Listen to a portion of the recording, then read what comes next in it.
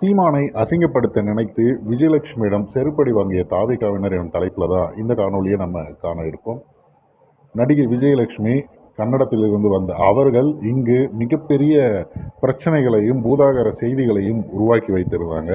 அந்த நிகழ்வெல்லாம் முடிந்தது அப்படின்னு ஒவ்வொரு முறை நினைத்தாலும் வருடம் அது ஏதோ ஒரு வகையில் பார்த்திங்கன்னா பேசுபொருளாக மாறி வருகிறது.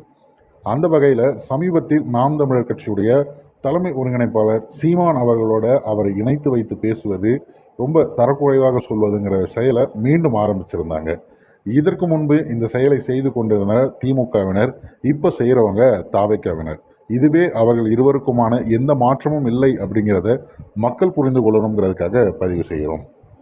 இப்போ இந்த நிகழ்வில் என்ன நடந்தது அப்படின்னு கேட்டிங்கன்னா, கொஞ்சம் கூட எதிர்பார்க்காத விதமாக தாவேகாவினர் ஆனால் சீமான் அவர்களோட இந்த நடிகையை இணைத்து வச்சு பேசுறதுக்கு அந்த நடிகையை பதில் கொடுத்தது தான் மிக முக்கியமான விடயமாக பார்க்கப்படுகிறது. அவங்க என்ன குறிப்பிட்டிருக்காங்க அப்படின்னா, உங்களுக்கு உண்மையிலே நாம் தமிழர் கட்சி மீதான ஒரு கோபமோ இல்லை அவர்கள் மீதான ஒரு விடயங்களுக்கு பதில் சொல்லணும்னு விரும்புனீங்கன்னா, கருத்தியல் ரீதியாக அவங்களுடைய கருத்துக்கு உங்ககிட்ட இருக்கிற எதிர்கருத்தை பதிவு பண்ணுங்க. அதை விடுத்து சீமானவர்களோட என்னை இணைத்து பேசுவது அப்படிங்கிறது மிக தவறு. இதையத்தான் முந்தைய ஆட்சியில் இருந்தவங்களும் செய்தாங்க. அதுவும் என்ன ரொம்ப இழிவாக பேசியிருந்தாங்க. இப்போ நீங்களும் அதே ஒரு துணியை கையில் எடுத்திருக்கீங்க. இது சரியில்லை, நல்லதில்லை, எனக்கு இது பிடிக்கலை அப்படிங்கிறதையும் அவங்க பதிவு செய்திருக்காங்க.